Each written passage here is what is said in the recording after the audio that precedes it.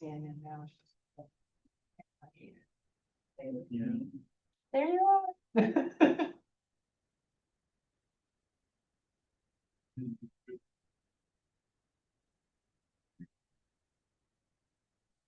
What be your name?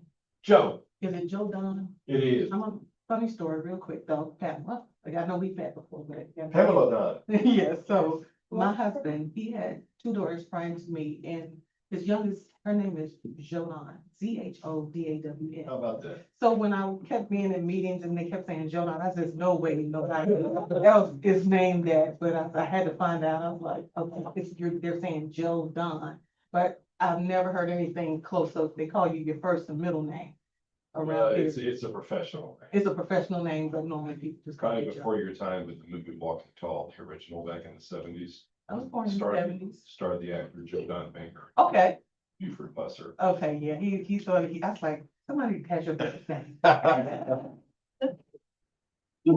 All right. It is 1 o'clock, so let's get started.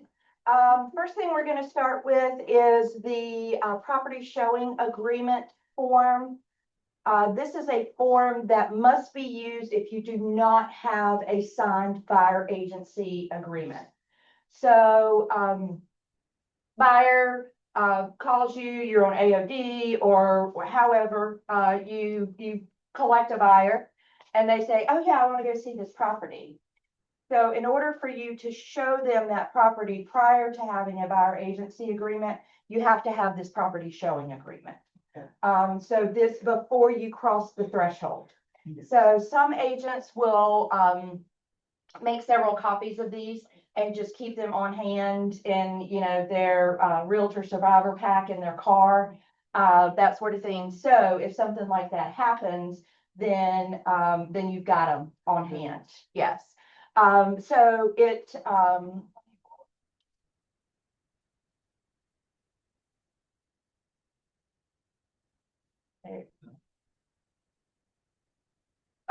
agreement. So buyer, who is the buyer? What is the buyer's name? And then firm. So this would be Keller Williams Central. Services provided. So this is where you're going to describe the type and location of property that you're going to be showing them. We want to be, if it's for one property, you can put that one specific property. A lot of time, because this is just kind of a, like I liken it to like a speed dating form, because we're only going to use, I'm not showing you a ton of properties with this form. Okay. So this is just a, I'm going to show you this property, then we're going to talk about signing a buyer agency agreement. It may just be for one property. It could be for multiple properties. Type, which is typically going to be residential, and then Burlington or surrounding areas, depending on where it is. We do have to disclose on here what we expect to be paid. That amount is 3%. We expect to get paid 3%.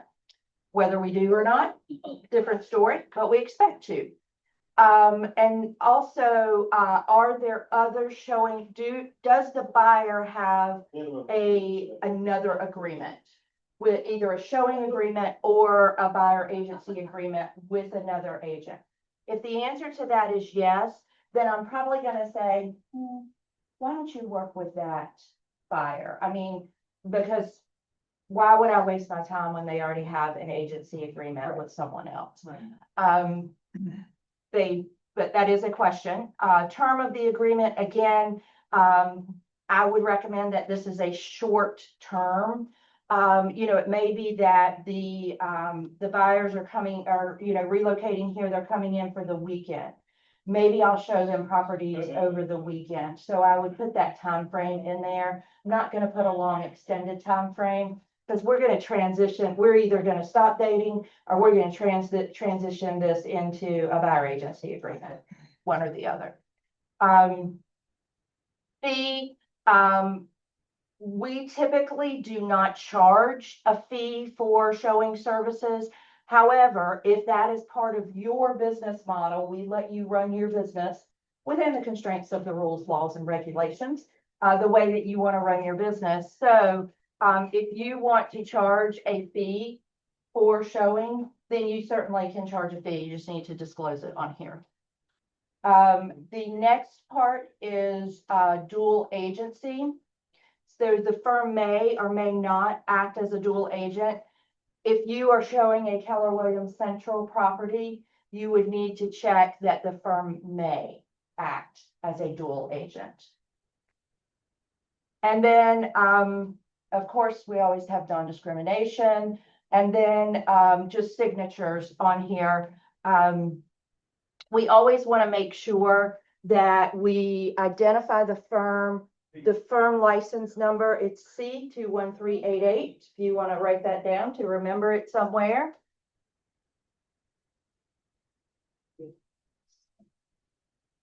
Put it in your notes, something like that. What was it again? C21388. We're not on that one yet, but that's okay. That's the license. Number. That's the firm license number, yes. And then you always have to sign it because that executes, the buyer signs it and you sign it, that executes the document. And then your license number is required as well. The office address and then your contact information. Maybe at some point in time, they'll update these forms to know that nobody faxes anymore. We're not sharing fax numbers. Any questions on this one? Again, this is just we're just dating. C21388. What did I do?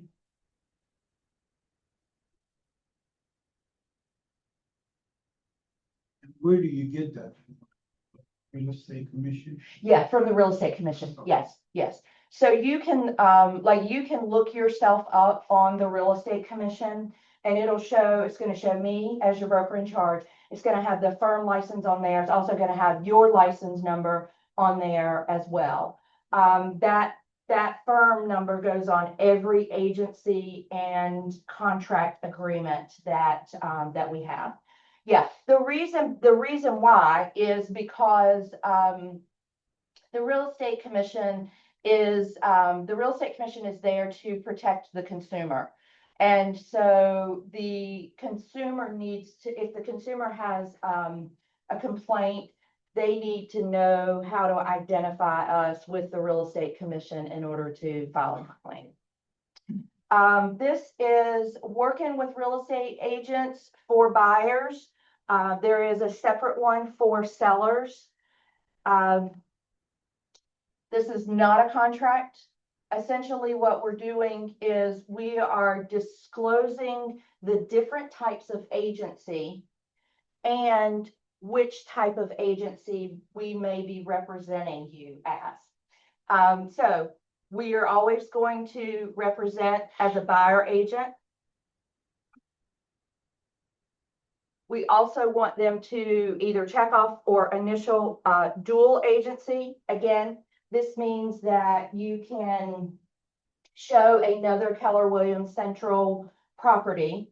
We're dual agents. One agent has it listed, you're representing the buyer. So that's dual with the firm. The next one is designated dual. We like to practice designated dual agency, which means that Katrina has the listing. She represents her seller exclusively. Pamela, you have the buyer. You represent your buyer exclusively. We're dual agents because we're both in the same firm, but we're designated dual because each party has their exclusive representation. So you don't go to Katrina and say, hey, look, my people can really go up a little bit if we, that you don't share any confidential information with the exception of material facts. Those are the only two things that, the only thing that's shared. We do not check unrepresented buyer unless you are a sub-agent of the seller. So typically you're going to check those three. There's a there's an instance where you would check only this box if it was a unrepresented buyer. So let's say Katrina's listing, a buyer calls her off of her sign and says, hey, I want to look at the house. Okay, fine. Katrina can show the house without having that form because she's the listing agent. And so the buyer says, am I too loud for the baby? Okay, perfect. Sorry, I'm loud. So, the buyer says, hey, I love this house. I want to make an offer. Katrina says, are you working with a real estate agent? No, I'm not. Would you like, I represent the seller. Would you like representation? No, I bought like 5 houses. I know what I want to offer. Then I'm good. I don't need representation. Okay, are you sure? She's also assured that they are not a first-time home buyer. A first-time home buyer must have representation. This is a savvy buyer. They're like, nope, we love this house. We want to make an offer on it right now before somebody else gets it. And so, Am I also asking when the last time they actually bought was? Because they may have bought 5 homes, but that could have been over the course of like, what, 30 years, let's say. no, not necessarily. Okay. I mean, yeah, Just wanted to double check on that. yeah.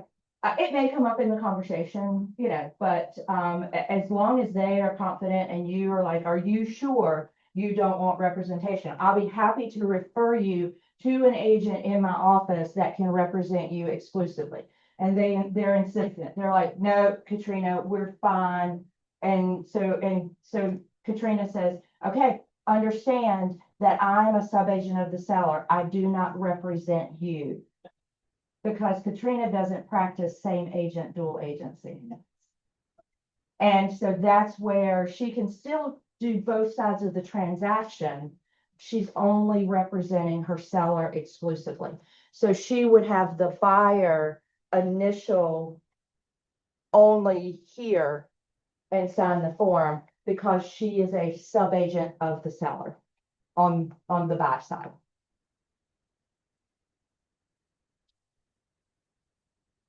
Again, agent's name, agent's license number, firm name, and then buyer's signature on that. Any questions on that?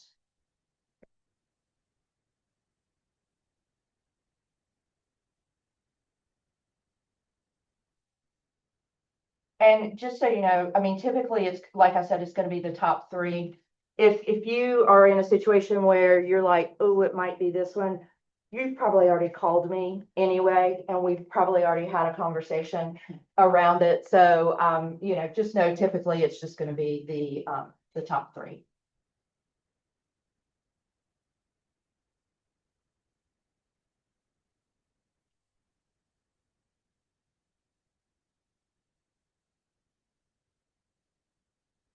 All right, I'm going to hand these out to you just so if you want to make any notes, add anything in, you've got the form that you can mark up as you please and reference it back when it's 1 o'clock in the morning and Karen's asleep. Yeah, and you have nothing better to do and Karen's asleep and you can't get in touch with me, then this is like your kind of your Cliff Notes version that you can reference back to be like, oh yeah, that's what she said about that. Okay, so same thing. Buyer, we're identifying the buyer. One of the things when identifying the buyers, we want to make sure that we're using proper name, not a nickname. Wow. I always use Jim Wooten as an example because he's actually James Wooten. We all call him Jim Wooten, but as a buyer, oh, sorry, David, you better watch out. I got my wings popping out here. We would identify him as James Wooten, what his name is on his license. Yeah, yes. And then firm, of course, is Keller Williams Central. Now, you may have an instance where the buyer might be an entity or a trust, and that's okay. For example, my husband's a builder. So if I'm representing my husband on him buying a piece of land, then the buyer would be SM Ward Construction Incorporated. And when we get to signatures, I'll explain the difference there. Or it may be that a trust is the property is going to go into a irrevocable or a revocable trust. And so that may be who the buyer is. Services provided, again, we talked about this on the showing form, same thing, describe type and location. We may want to have a little bit broader, you know, because now we're getting married. Before we were just dating, but now we're getting married. So we got a little more commitment in here. So they may be like, well, we really would like, you know, we really would like single family, but if we found some land, we'd be okay with that too. So you would just want to identify both single residential and or land. Sometimes people will add new construction in there, whatever that they might possibly buy, and the location. With the location, again, this may be Alamance and surrounding counties because they might touch into Guilford or Caswell or Randolph or Orange, Rockingham, you know, one of those, and it would still cover you. What I advise you against is putting North Carolina, just simply because I've been doing this for 25, almost 26 years, and I would not feel comfortable going to Asheville to sell a property to a buyer in Asheville because I don't know anything. I don't know enough about Asheville to properly be their fiduciary to represent them.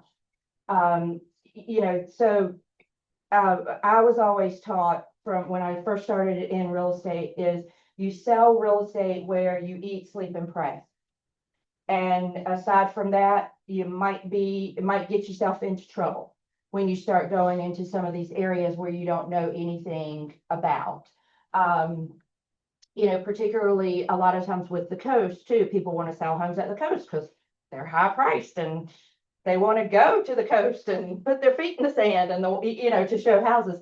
But same thing, like, do we know what the hurricane codes are? You know, those sorts of things that if you're not educated about them, you could potentially get yourself into trouble and also not properly represent your buyer as well. So that's my broker in charge advice on that. And then we've got our buyer disclosures. Again, we're asking them if they have or have not signed a document with another real estate agent or firm. If they have, then they agree to give us the contact information for the other person that they've signed an agreement with, so that we can just verify with that agent that we can represent them in our area. So, for example, just because they have a signed document doesn't mean that you still can't represent them. So they may have an Asheville area, and that's fine. So there can be multiple. We just got to make sure that that agent doesn't say all of North Carolina. Or, you know, same thing if we've got one that is Wilmington or Riceville Beach or, you know, whatever the case may be. We just need to make sure that they kept it to their service area as well. Buyer is or is not working with a relocation company. People always ask me, why do they ask this? Because relocation companies, a lot of times, I am registered and certified with just about every relocation company there is out there. However, sometimes the relocation company will require their employee or the employee to use a particular firm. So Cardis, for example, that owns Coldwell Banker may require them to use a Coldwell Banker agent. And we just need to know that so that we aren't, so that we aren't, we don't start spending a whole lot of time with this person only to discover, oh, well, we're not, we're not gonna let you work with this person. So we just want to know that. They check the box, buyer has received sample copies. Sample copies are available in your DocuSign. And they are also available in your buyer paperwork in Command as well. We just want to make sure we send them to them. Term of agreement. Okay, so before, when we were just dating, that's where I'm only going to do like a short time frame. On this one, you want to make sure that the term is within a reasonable amount of time for the type of property that they're looking for. It cannot be TBD. And it can't be like 10 years and it auto renews or anything like that. It depends on how specific. If they're looking for a needle in a haystack and you're willing to work with them for a year, then you might put a year. But typically we are going to find something within probably a 6-month time frame. Just for how long we want that term. It can always be extended. This is just, we're setting the expectation from the beginning that fee for services, this is where we are disclosing what our fee is. Again, nobody, not that you can again, because you can run your business the way that you want to. Nobody in our office does a non-refundable retainer. Typically we are checking the second box, which is the percentage. And again, this is where we would like to get 3.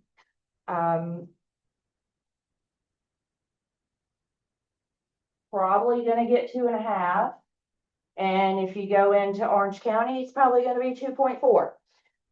So just to be aware of that, but we are going to disclose that we expect 3. Bonus.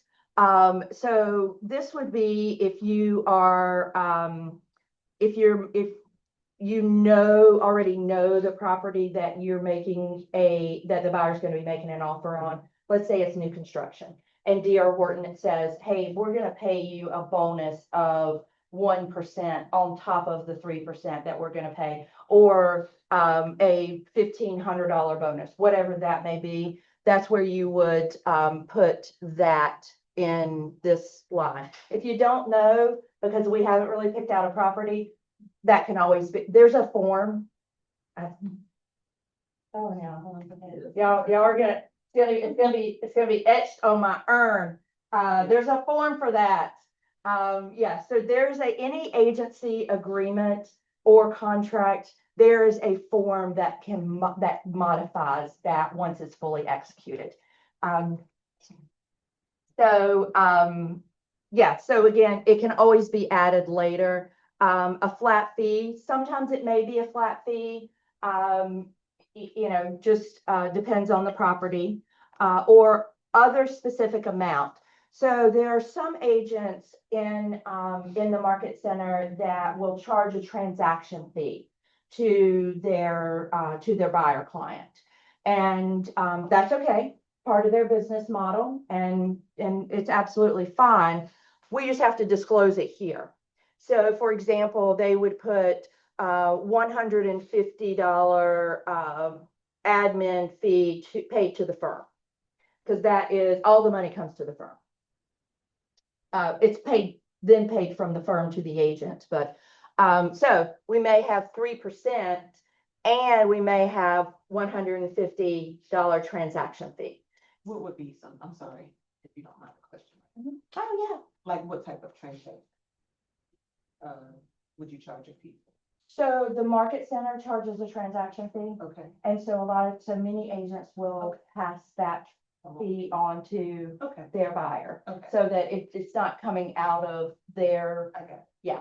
Okay. yes, yeah. Some agents, there's there's one team, that charges $3.95. Okay. And so basically from their business model, that pays the transaction fee that the market center charges. And then it also helps pay the salary of their assistant Okay. as well. So,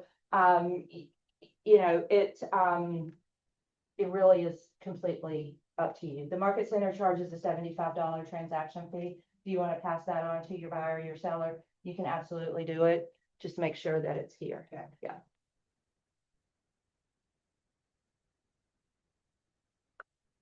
All right. Protection period. So this, the protection period really is for, let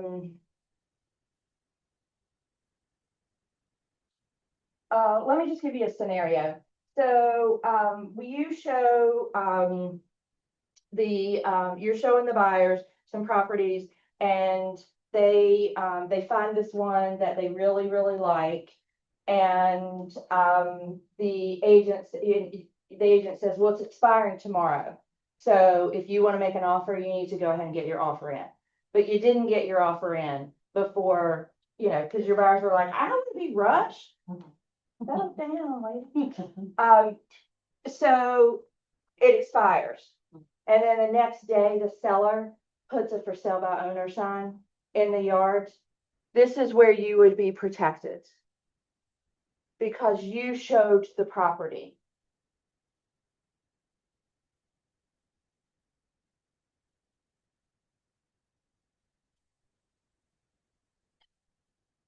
So a typical amount of time for this is usually 30 to 45 days, something like that would be the number that you would put in there. That basically says, if the buyers go under contract with a property that I showed you, then I'm still owed my money. Where it's what we call procuring cause. Now, if your buyer agency agreement terminates on the same day and your buyer then goes and finds another agent, protection period goes away. Yeah. Yeah.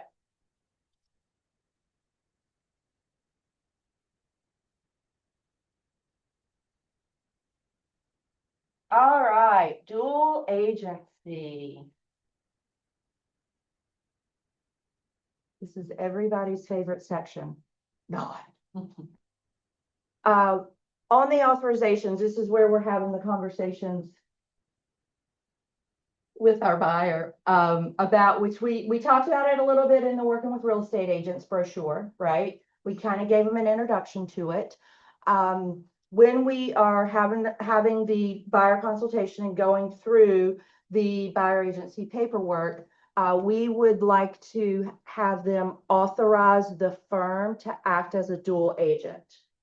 And again, what this means is that you can show one of Christy May's listings. You're the last one here, so I just had to pick on you. I know you don't. You're going If they don't authorize, then you cannot show any Keller Williams Central listing. And since we have market share, it's a pretty good chance that you might be showing a Keller Williams Central listing. So we would want them to authorize the firm to act as a dual agent. Then what happens then? Okay, if we may act as a dual agent, then which one of these kicks in? Buyer does authorize the same agent to represent both buyer and seller in dual agency. And so, again, there are some agents that don't practice same agent dual agency. Katrina does not practice same agent dual agency. Christy May occasionally will practice same agent dual agency. But most of the time it's like if she already had a buyer and then she gets a listing and she's like, oh, this listing is perfect for you. as long as everybody, buyer and seller authorized them, it's completely fine. Dual agency can be very tricky. You have to be very careful with it. Essentially, if you remain the tennis umpire, then you won't get in any trouble whatsoever.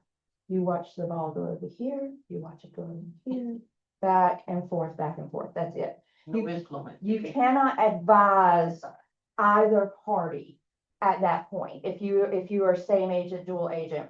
And the reason that and not that it can't be done, because it can be done.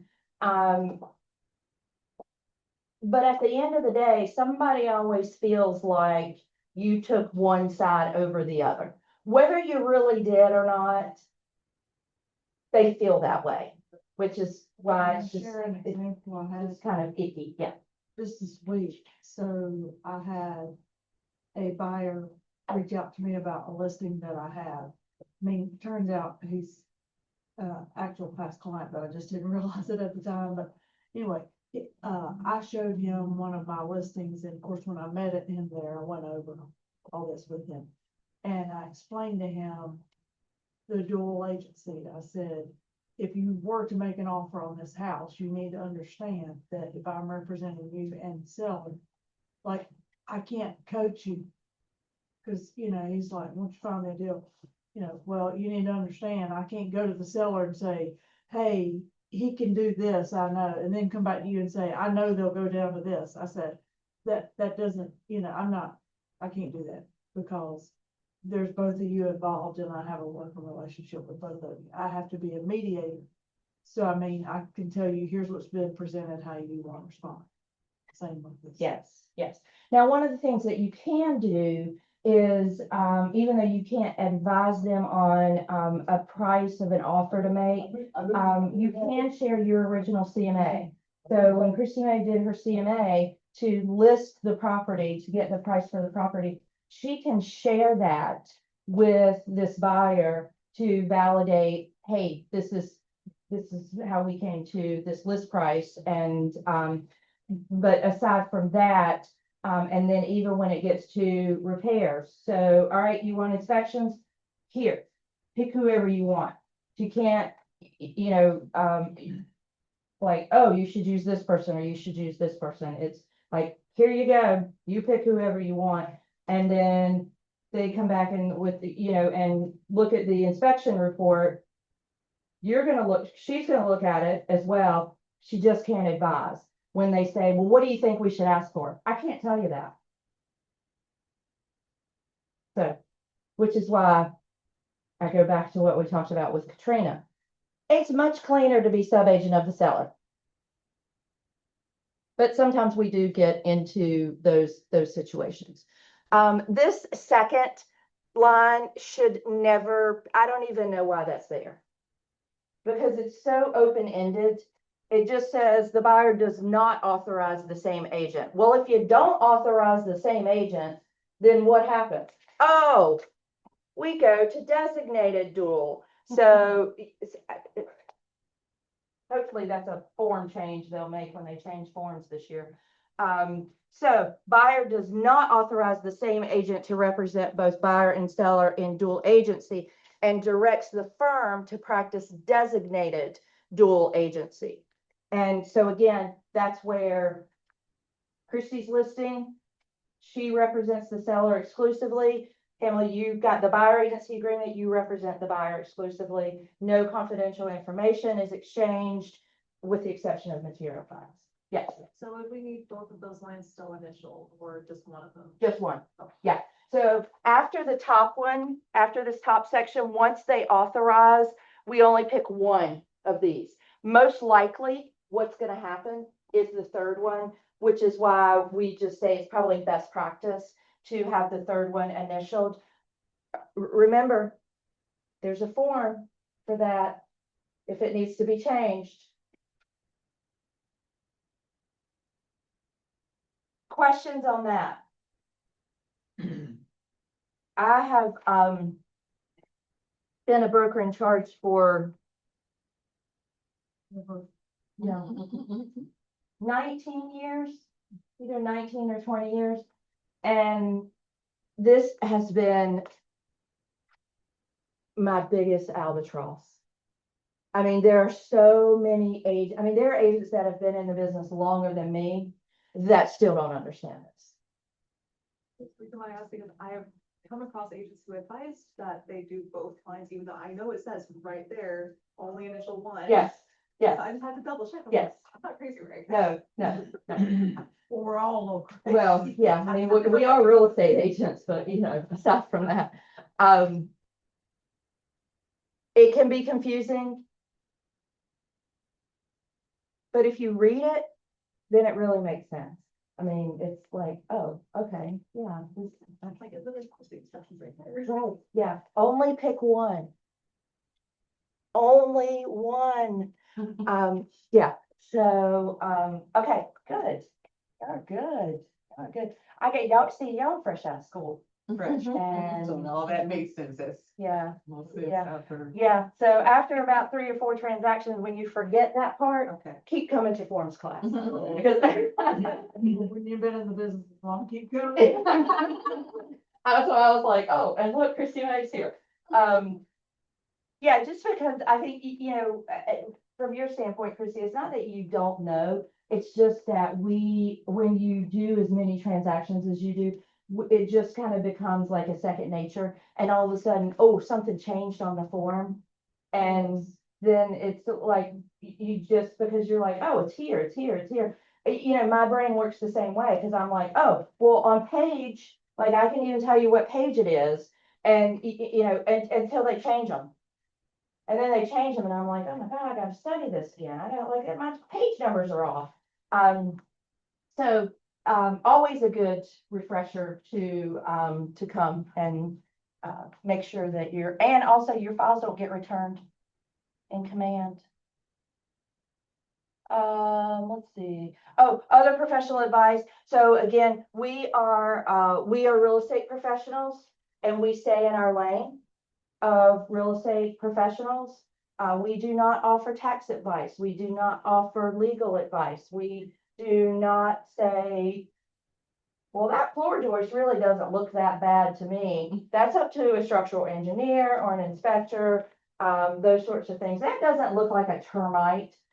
Let the pest inspector know, let those professionals,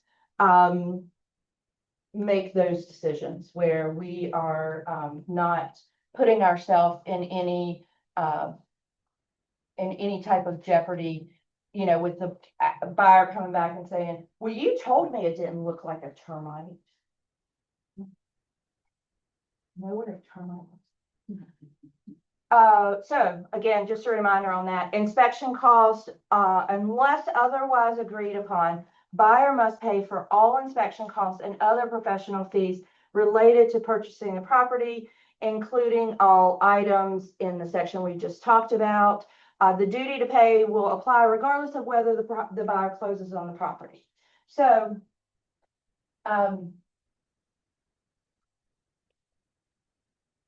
there's a lot of agents that don't understand this either.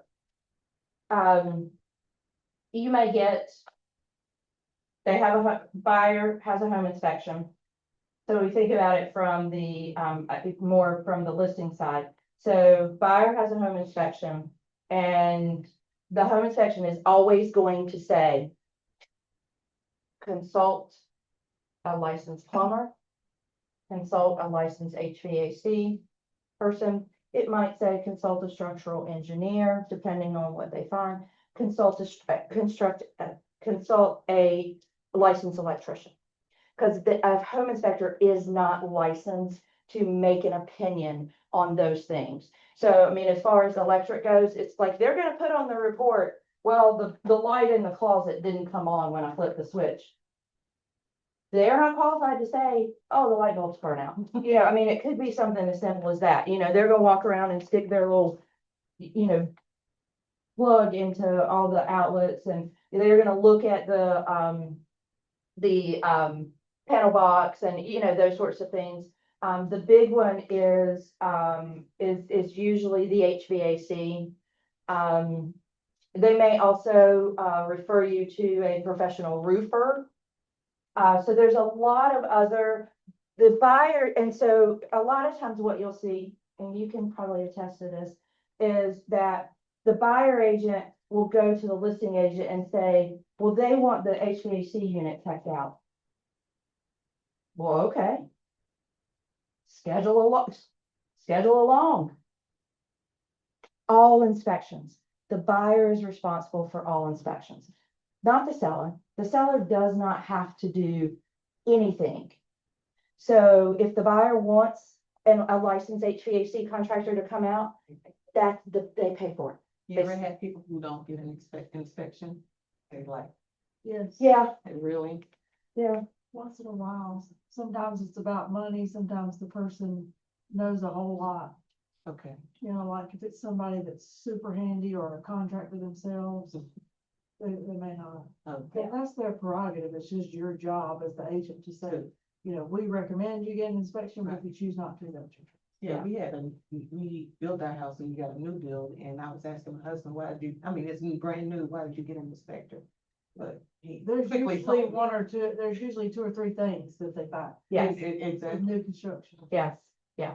And one of the things with new construction too is, that you want to be aware of is, you might want to consider, recommending a sewer scope. I don't know, you may have not been here when, so Assurance, who is full service, they do sewer scopes as I well. was here, Yes, and we had that happen to us just while we were on our Virgin Cruises, Yeah. our line from the house to the street broke. Of course, the city came out and say, oh, it's on your side. mhm, mhm. And luckily the builder, came out and they fixed it and left, and then they sent us a bill. It wasn't that big. Yeah. But it could have been bad. All that. We didn't get that. Right, yeah. People keep, they run over it, you got all that construction debris that, they're coming through the pipes, all that, so. Again, all of that is the responsibility of the buyer. But yes, sometimes with new construction, people won't get an inspection. Investors, a lot of times, like Christy said, they're gonna, fix it and flip it anyway, so they'll figure out what it is, when they get there. And a lot of times they'll go in the crawl space themselves just to kind of look around and, that sort of thing. So they don't have to, we just recommend that everybody has a home inspection and a pest inspection. Anything, beyond that. But again, you'll find on the listing side, a lot of times the buyer agent will ask for the seller to pay for those things. It is not incumbent on the seller to do that. It is all the responsibility of the buyer. Yeah. Any questions on that? All right, so on signatures, I said I was going to come back down here and talk about this when we got to it. So if it's a buyer, if it's James Wooten, it's James Wooten, signed by James Wooten. If it is James Wooten Irrevocable Trust, then it comes down here. And as the entity, LLC Corporation Trust. So I gave you the example of SM Ward Construction would be the entity buyer by Scott Ward, president, and then Scott Ward signs on behalf of the entity. So a human always has to sign on behalf of an entity. Some agents don't know that. Well, you have to be careful in DocuSign. Yes, you do have to be careful on Because, DocuSign. you know, the entity is the name of the buyer or the seller, but you have to select the person. And you send it to them to sign, because if not, it's only gonna have them sign right there. Yes. Not initial and all the other Yes. places. That's the annoying. Yeah, you do have to be cognizant of it in DocuSign.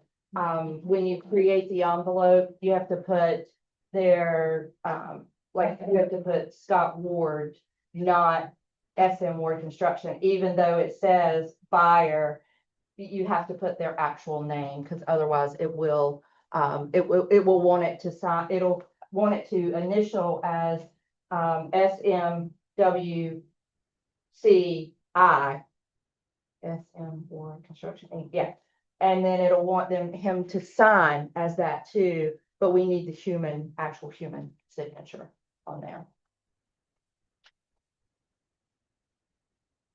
And then, of course, same thing, firm name and license number, agent signature, your license number, office address, contact information. Again, it requires, I recommend the buyer execute before you execute. I always like to execute last, just because I like to look over it and make sure that they initialed everywhere they were supposed to and everything. It was all good. And I know that when I sign it, now it's fully executed and it's in full effect.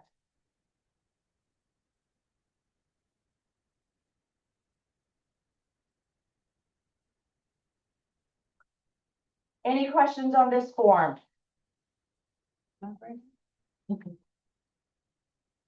We have just, we have about 14 minutes, so I'm gonna, this one will be quick.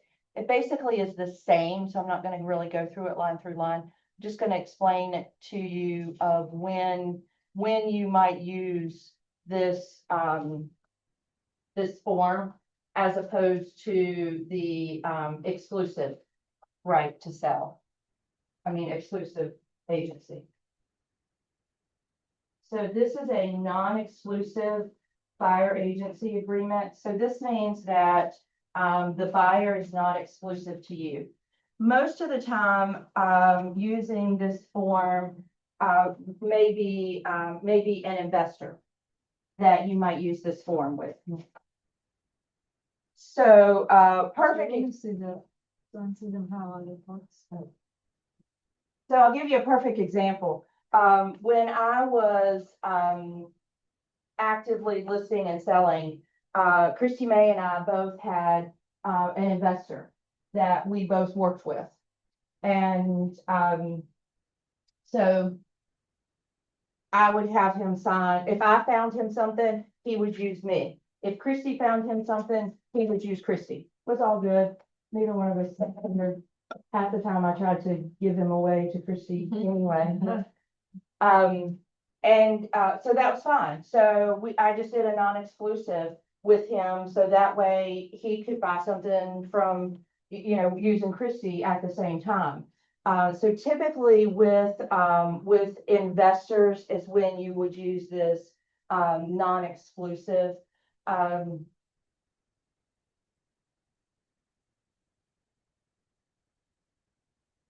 Christy, can you think of another time when you would use this? Not really, I mean, other than somebody just looks like they're not in the market to buy, they just like always like this property and somebody usually it's somebody just can call and say, hey, I saw this property for sale. Can we go look at it and, go through the conversation. I'm not looking to buy, it's just this house. Right, yes, yeah. Yes, and so same thing, you would just be very specific about the property. And also that would allow them to have an agency agreement with the agent in Asheville as well. So this would be kind of that situation. Yeah. Or like if they're looking in multiple different areas. Yes, yeah. Essentially the form is the same. As far as the all of the information that goes in, again, dual agency, all of that is exactly the same. The thing that I want to point out, because sometimes people get confused about this, when it says non-exclusive, they think that their fiduciary is non-exclusive. No, not at all. You still have a full fiduciary to that buyer client, just as if you had an exclusive buyer agency with them. It's just that they're not exclusive to you. They can cheat on you, but you still have to be loyal.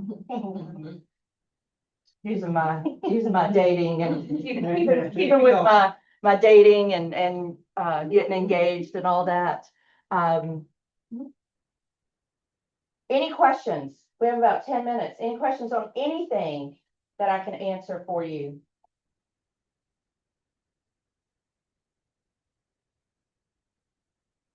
Do you use this non-exclusive often? It's not common. No, no. Like I said, typically, you're gonna do, exclusive, again, unless it's a, like some investors will, like they may have people that they use in Burlington. They might have another person that they use in Thomasville or, something like that. And so that way you can just do the non-exclusive and, The question. yes. Honestly, I don't know if this is on the actual buyer agreement or not. I'm just noticing this bonus thing. Mhm. Like sometimes new construction offers like 4% or whatever. Do we go ahead and fill that out for an extra percent? If you know it, Just in yes, case? yes, yes, Um, it is on the. um, Because sometimes, So how does that work? The person doesn't think you're getting 4% from them. Right? Well, if you're a buyer, you're saying this is the incentive that was offered or something? Yeah, so on the buyer form, it is, we have to disclose all compensation. Mhm. And so that's where, yeah, so like if D.R. Horton is, adding, if they're offering a bonus or, whoever, then, you can put it on. I guess my question would be, so when I'm having a buyer consultation and I'm going through this, would I say, I do X, Y, and Z there and the fee that I charge is X. And I'm gonna go ahead and add in here a bonus in case you look at new construction and they're offering. No. No, okay. No, only when, because sometimes we write these when we're writing the offer. Yeah, Sure, sometimes it just happens. Then, I mean, you would go ahead and do it then. If you don't, if they're like, we're not interested in new construction, and then they always end up being interested in new construction, use Form 710 to, yes, there's a form for that. right. Yes, you would use Form 10 to, I'm calling it, Form 710 is the form that you use to change any agency agreement, whether it's a listing agreement or whether it's a buyer agency agreement. Form 710 is the form that you use, yes. Are there any times where you would suggest just starting over from scratch instead of using a Form 710? No, because, so we can't modify a fully executed agreement. So you would have to use Form 710 to terminate that buyer agency agreement and then start it all over if that was the direction that you wanted to go. Anything on the buyer agency agreement or the listing agreement can be modified with Form 710. Can I ask a question about Sure. that listing agreement? Uh-huh. Did you go over that already? No, that was not today. Oh, okay. Well, can We I do ask a that in question a- anyway? Yeah, I said we got time. Ask away. Well, I found out this morning from Cindy, like sometimes, like when I go to meet with, sellers. Hey, Tim, good morning. Hello. And I go meet. Yes, you're missing forms training. And I need that. I hope This y'all is pay the next one for attention. the next So I'm 5 gonna take note of who I can call to ask. Um, usually I always take a listing agreement with me because if I can get them to sign, I'm going to. Sure. But they might not be ready for another 30 days. Mhm. But Cindy was saying, because I've done it before without a marketing date, because they don't know when we're actually gonna put it online. So we have to have a date. Yes, So do I just put one and then say we'll change it when we figure it out? Yeah. Okay. and you use Form 710 To do that. to do that. Yeah, yeah. Same thing with the, because I see some of them on listing agreements where it'll, like on the listing price, it'll say TBD. Because same thing, just like you're talking about, they might be like, oh, we gotta do some repairs, we're gonna remodel the bathroom, whatever, but you want them to go ahead and I sign. know that ain't happening in 30 days. Right, exactly. So that date, you have to put a date in there, but it can be modified with Form 710. Same thing, list price, Yeah. but you can't put TBD, you can't leave it blank. You gotta put something in there and then you can always modify it with them.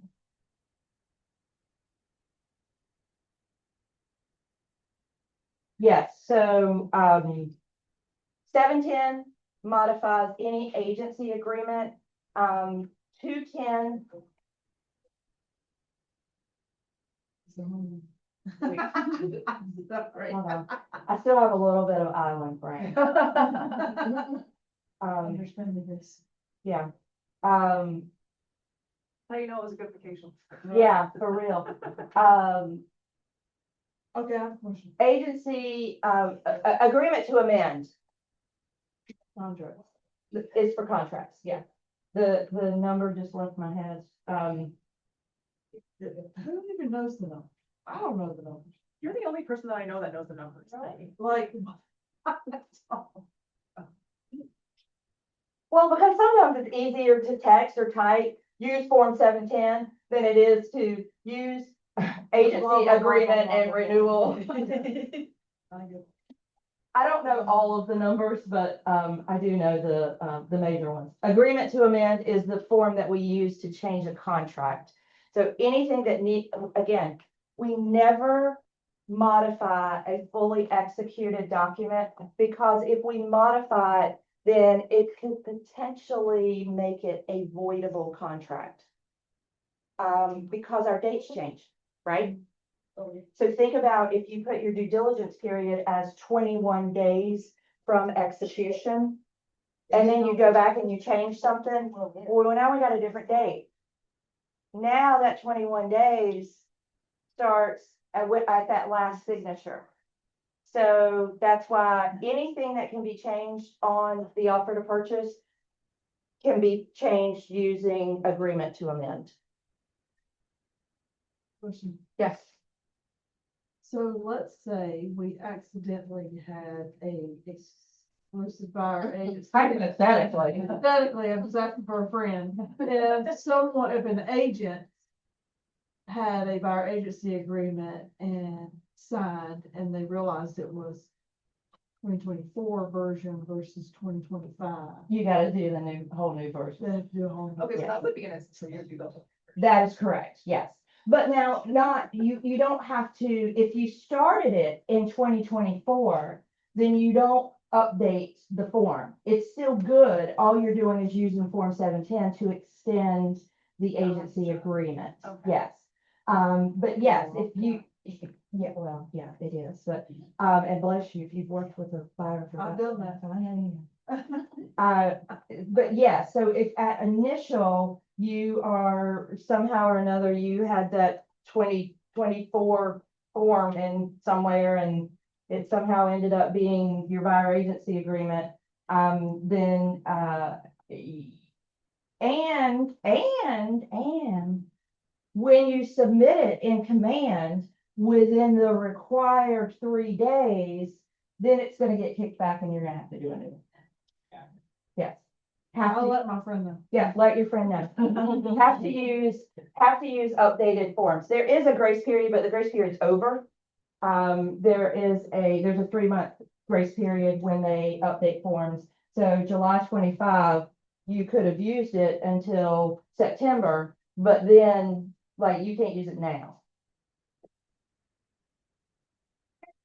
Oh, I know.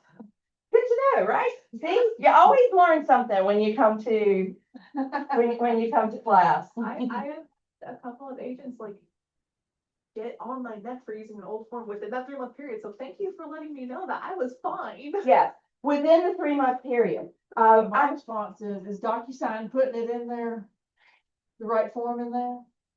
I update DocuSign forms Okay. and they are all updated. Yes, ma'am. That's right. Unless you created a folder, because you can create, Might be old. yeah, you can create a folder within DocuSign that are like templates that are like buyer agency forms, listing forms.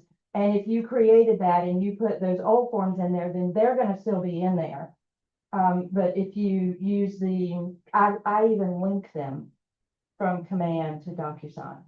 Yeah, I mean, usually if you classify them as a buyer or a seller, and then you create the opportunity, like when you go to DocuSign, and usually the forms are in there. I was just asking if they all procurement. Yes, they are. Yes, they are. I see, I get a 3-month grace period to get them all updated too. But yes, they are updated, so you cannot blame that on DocuSign, or me. But yes, so within that 3-month period, of course, they encourage you to go ahead and use the new form. We prefer to use the new form because something changed for a reason. And, you know, which means the other one is outdated or the protection wasn't there good enough or something like that. So, but there is a 3-month grace period on there, just so you know. Because we'll have forms changes again in July. And we may not be talking about dual agency anymore. We will see. All right, thank y'all so much. 201, look at me, look how good I did. Let me turn my thing on. Thank you for being here. Thank you, guys.